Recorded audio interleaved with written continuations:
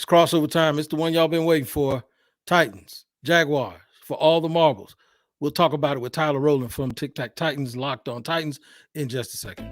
You are Locked On Jaguars, your daily Jacksonville Jaguars podcast, part of the Locked On Podcast Network, your team every day.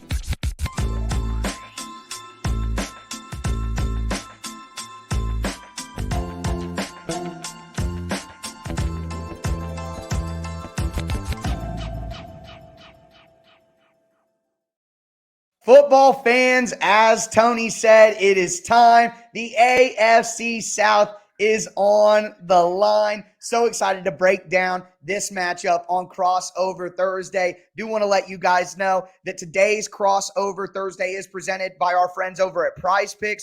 PrizePicks is so much fun, man. It's easy to play. No competing with other players. It's just you against the PrizePicks projections. Here's how it works. You see a projection for a player. Trevor Lawrence, 2 touchdown passes. Derrick Henry, 100 rushing yards. You pick 2 to 5 guys, and you say whether the player is going to do more or less than the projection. And if you hit, you can get up to 10 times your money on your entry. It literally takes less than 60 seconds to pick out your lineup. It's that easy. We love PrizePicks. We know you will too. First-time users can get a 100% instant deposit match up to $100 with the promo code Locked On. That's prizepicks.com or the PrizePicks app, promo code Locked On. Thank you guys for making Locked On Titans and Locked On Jaguars your first listen every day. And boy, it has been quite the season. The season started with a little friendly trash talk between me and Tony, and I know all you Jaguars fans are waiting to let me know, and I don't blame you.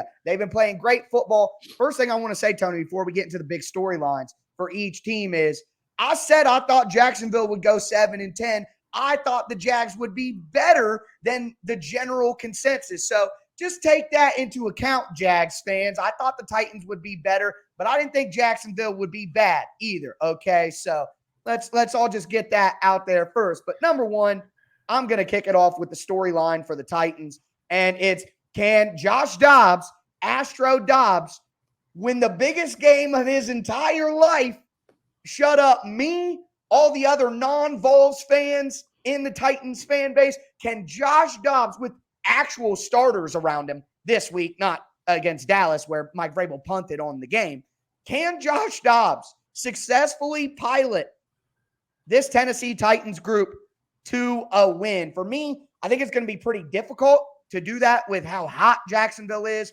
Jacksonville just has a better team, man. This would be a true upset. Jacksonville has so much talent. They now have Lawrence playing well. All they really needed to make it all click was real NFL coaching, right? And a pretty decent NFL coach at that, and Doug Peterson. So the big storyline from the Titans' perspective easily is, can Josh Dobbs do this thing? Can he actually get it done? Me personally, Tony, I'm going to be honest with you. The dude's been in the NFL for like 6 or 7 years. He's been a backup at all times. This year, he was on practice squads a lot of the season. So I think some of the people being super excited about Dobbs is a little misplaced. But as we did see against the Cowboys, if you give him a decent setup, you call the correct play against the coverage you get, a guy gets open, he has a little bit of time, he can do it. And if you do play action bootlegs and you do things to get him out on the move and get him out of being a sitting duck in the pocket, I think that there's a chance that he can make some plays and at least keep it close. So can Josh Dobbs get this thing done?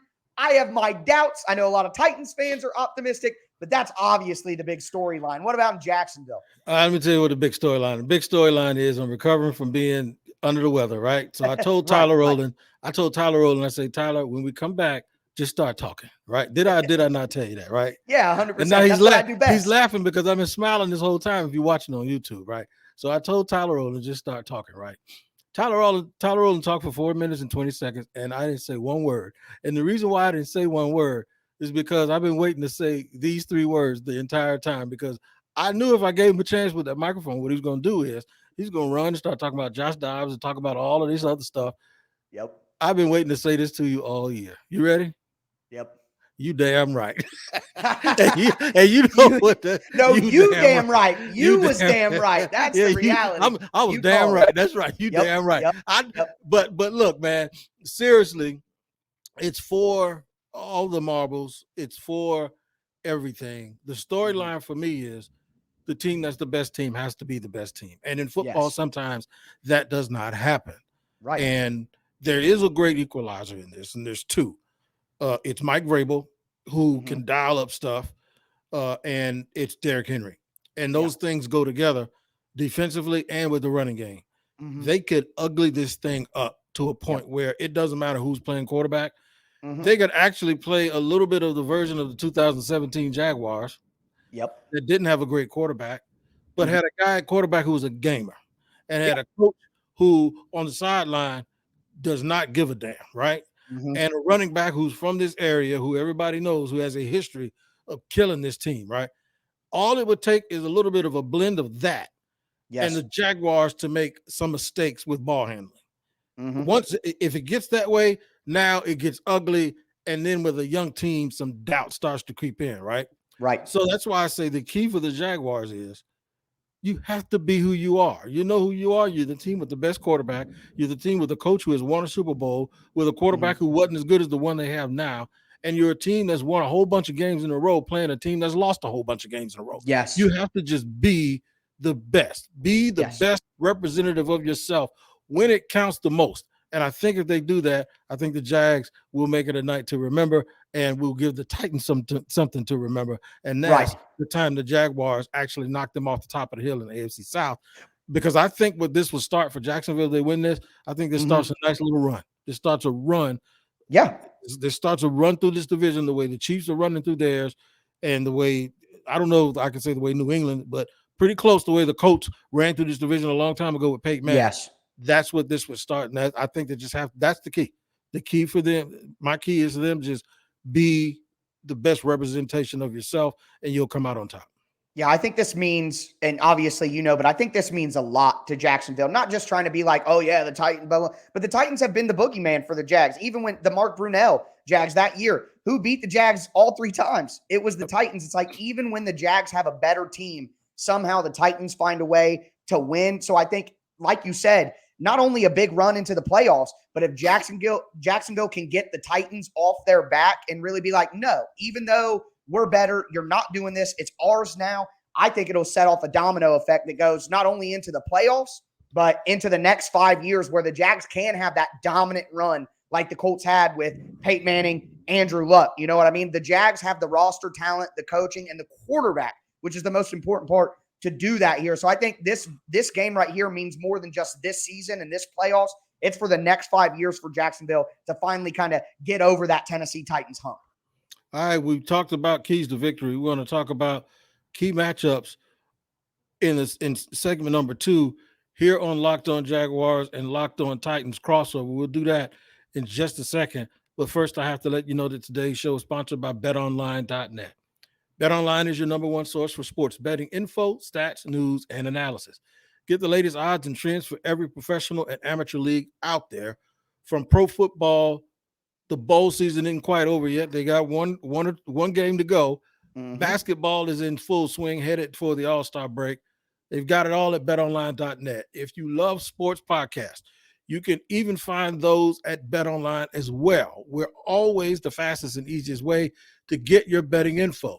Head to the website today or use your mobile device to learn more. And I told y'all about those New Jersey Nets. I told you the Brooklyn Nets that they were going to make a little bit of a run. And right now they're one game behind Boston. Make sure you understand that BetOnline is where the game starts. And you start here with us every day, making us your first listen here on Locked On Jaguars and Locked On Titans. I'm Tony Wiggins, along with my man, Tyler Rowland, my brother from another mother. Let me clear this up. Everybody thinks that me and Tyler and me and Hicks and those guys from the coast, that I kind of do hate the Texans, but no, I'm just joking. Those are my boys too, John and Cody. Those are my brothers from another mother, but we are all real good friends. And the fans get to the point where I told you a long time ago, I said, don't you start with those Jaguar fans, because I'm going to tell you, I ain't going to be able to get them off of you. They're going to want to duke it out with you now. So we have fun with this. We have fun with the preseason. There would be no fun look back had Tyler Rowland not gone on his 1 minute diatribe about the Jaguars. Are you serious? The Jaguars? The Jaguars. That's what makes this fun, and that's what makes this. Yep. It was the. I did not throw him a softball. I didn't throw him a 35-mile-per-hour fastball. He did it on his own, and I just did what us Duvallers do. I sat back in the cut, and I said, "You damn right." So here we are. We got to talk about some key matchups. I'll go first. Key matchups with us. Anytime you play the Titans, the key matchup, it starts with Derrick Henry. The Jaguars have to bottle Derrick Henry up, and I mean early. You hold him to 7 yards on 5 carries, and then he'll pop one for 30.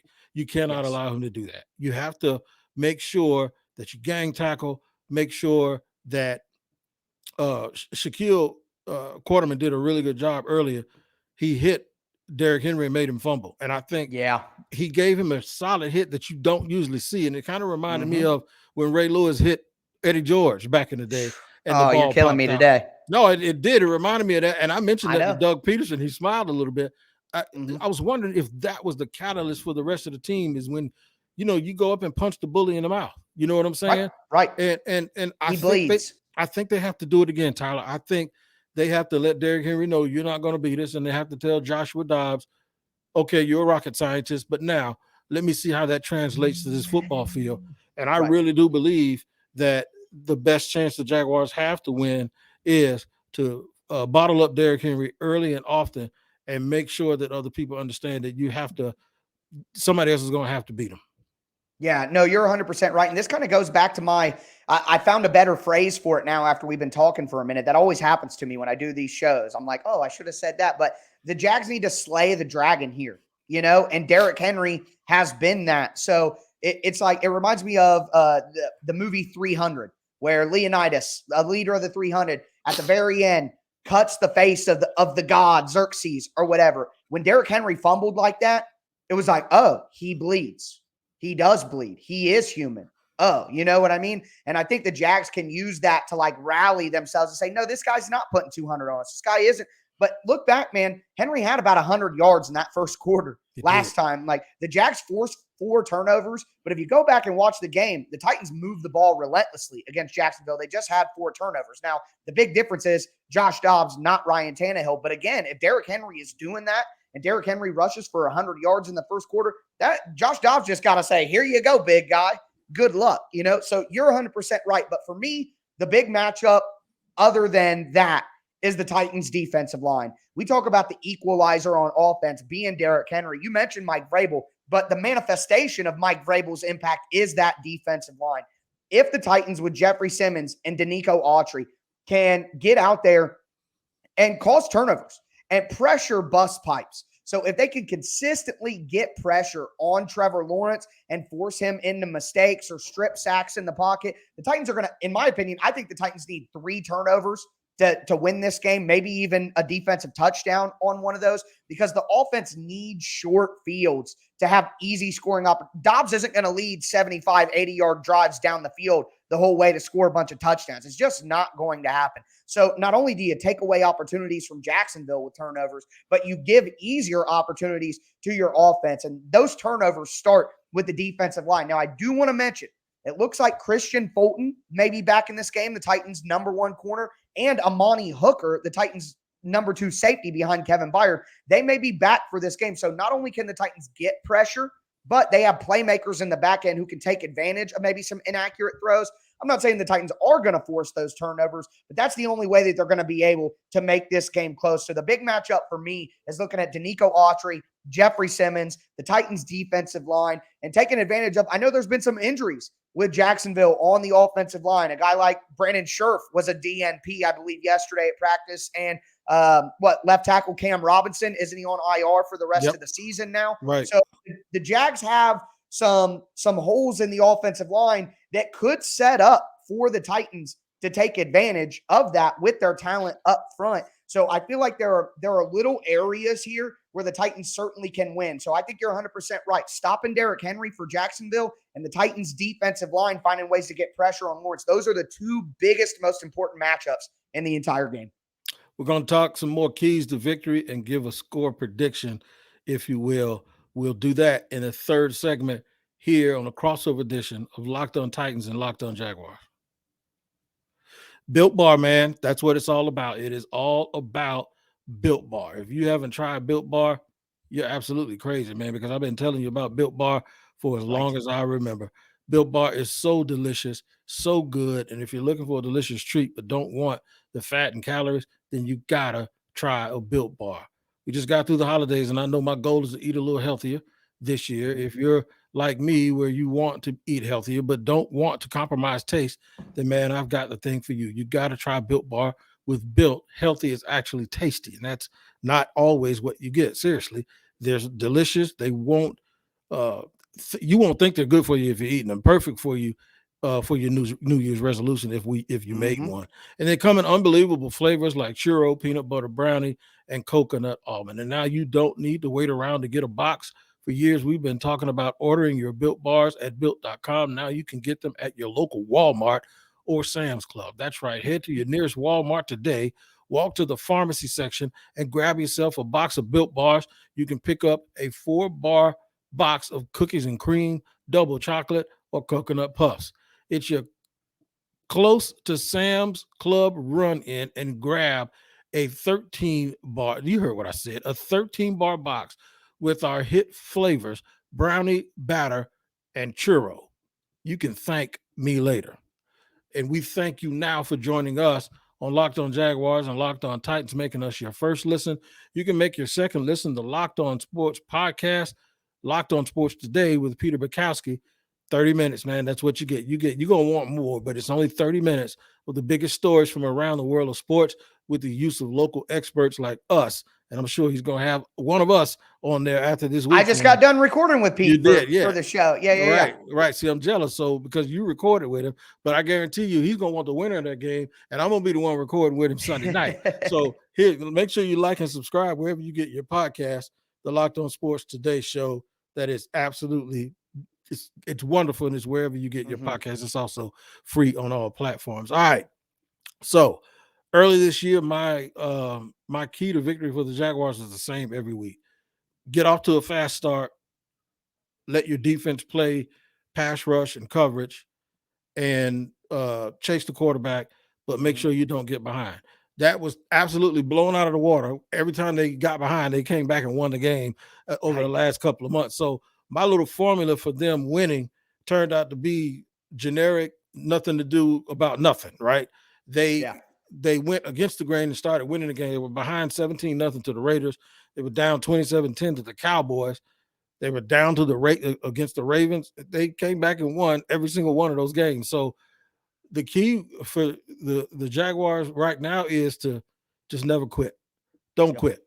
Just no matter what happens in the first and second quarter, just keep doing what you've been doing all year and understand that the game is not over. And I think if they do that, they'll be fine. Yeah, no, I agree with you 100%. I think, especially with the Titans having Josh Dobbs at quarterback, that it's not like the Titans are going to hammer down if they even get, let's say the Titans come out and go up 10-0. That's not an insurmountable lead in any way with the way that the Titans are playing football right now. We can't gloss over, and this is why I was kind of upset that Mike Vrabel punted on that game against Dallas. Losing football games doesn't help you win football games. Like, the Titans have lost 6 games in a row. It's tied for the second longest losing streak in franchise history. None of that will inspire confidence in your players to go out and beat a Jacksonville team who I've said has been playing playoff football for 2 months now. Their hair is on fire. They're ready to go. So prediction-wise, it was a great segue you did from going into talking about Peter to into the prediction segment, because I agree, Tony. I think ultimately you are going to get the spot on Sunday night with Peter because the Jags are a better team. They're playing better football, and the Titans are starting Josh Dobbs. I just don't know what else to say. I think that all the stuff that we've talked about, Derrick Henry being out there, the pass rush for the Titans, I think the game's going to be closer than Jaguars fans want, but it's not going to be easy for the Jags to slay the dragon. You know what I mean? They're going to make Jacksonville work for it. I think this game finishes 27-20. Jacksonville wins. I think late in the fourth quarter, the Titans are going to have the ball with an opportunity to go down and score. and there's going to be a turnover that seals it for Jacksonville, and the celebration begins. So I think 27-20, I think the Titans, despite all the injuries and despite Josh Dobbs and all that and being on the road, I think the Titans will represent themselves properly. A Mike Vrabel football team is going to go out there and fight. I do believe that. But again, playing better football for 2 months, the better team anyways. I think Jacksonville not only will win this game, I think Jacksonville deserves it. And quite frankly, as a fan of football, do I want to see Josh Dobbs against Justin Herbert? No. Everybody who really loves football at their core, I always say this on my show, I loved football before I ever knew about the Tennessee Titans. And to this day, my allegiance will always be to football at the core of me. And I want to see Trevor Lawrence against Justin Herbert in the first round of the playoffs. I think if Jacksonville wins this game, they beat the Chargers as well and get to dance with the big boys, Joe Burrow, Josh Allen, and Pat Mahomes. And I think not only do I think that will happen, I do think Jacksonville deserves it. I know Titans fans are probably mad right now. They want me to always, no matter what, protect the Titans. But at this point, the Titans haven't played the kind of football that deserves those type of things. And if I'm honest with you, I think the Titans need a top 10 pick more than they need an AFC South division title right now so they can fix that offensive line for whoever plays quarterback next year. So 27-20, Jaguars advance. That's what my prediction is. You damn right. I agree with you. 27-20. I'm not going to change a thing. We're going to start this the way we started the season with me saying, you damn right. But this time. And you were damn right. I am in agreement with you. It's going to be a fun game. I will be out of town. Actually, normally I go to stuff like this, but I had a pre-planned trip with my wife. And actually, I had my surgery early. So I could, if I didn't have my surgery, I wouldn't have been able to go because there'd been too much pain. And then the other thing is, I wouldn't have been able to travel, if I had it when I was supposed to. So I'll be in DC, but I will have my computer. I'm going to do a postcast of the game. I might even call you to tell you to come on here with me, man. Just to talk not a about problem. it. Yeah, just I want to say this more than like you talked about earlier in the show, man. At the end of the day, we don't play. Like I'm not going to be out there and playing. And more important than anything to me with football is that you're feeling better. You're getting better. Since I started with the network, you have been nothing but kind and courteous and helpful to me at every turn. You're an example of what I want to be: knowledgeable, in tune, know the history, have things to draw on. So just more than anything, I know Jags and Titans fans are like, no, be aggressive, be hateful, fight each other like they do on Twitter. But nothing but love and respect for you, man. And I just hope you feel better, and maybe the Jags can help you feel a little better too. Well, I'm doing a lot better, man. More, and I appreciate that more than you know, because it shows people who we are as humans. This is for Jaguar fans more than anything. You said something earlier that it's not going to be easy to slay the Dragon. That would be true if the Dragon were on his knees. The situation for Jacksonville for a young team is difficult enough by itself. But I got a feeling that after years and years of grief, Jaguar fans are going to have something to cheer about because they've made the playoffs in the past. They've done that. But they haven't made it this way where they knew that once they cracked that door open, that it was going to be a sustained effort for a number of years. This is different than 2017. Every year they wake up, Trevor Lawrence going to be their quarterback and Doug Peterson is going to be their coach, and they're going to get better and better and better. So it'll be the beginning of what I think is something. This is like starting a family. This ain't like keeping somebody's kid overnight, right? This is like you starting a family. This is like you getting a picket fence, you're getting a minivan, you're gonna have, you know what I'm saying? You're getting a little dog. We're buying a Sam's Club membership and buying Built Bars. That's right. You're going to Bible study on Wednesday and church on Sunday. That's what this is. This is an investment for a lifetime, and I think no fan base needs this more than the one that I cover. So thanks to you for joining me here today. Thanks to all of you for tuning in on Locked On Titans and Locked On Jaguars. Y'all got a chance to see us hug and kiss each other for the last 2 minutes. But come Sunday or come Saturday night, like that man said on Harlem Nights, somebody getting knocked the out. And hopefully for Jaguar fans, it won't be us. Until then, man, y'all take care of each other. This dude I say always take care of each other. For Tyler Rowland, for Tony Wiggins, thanks for joining us, and we'll see you.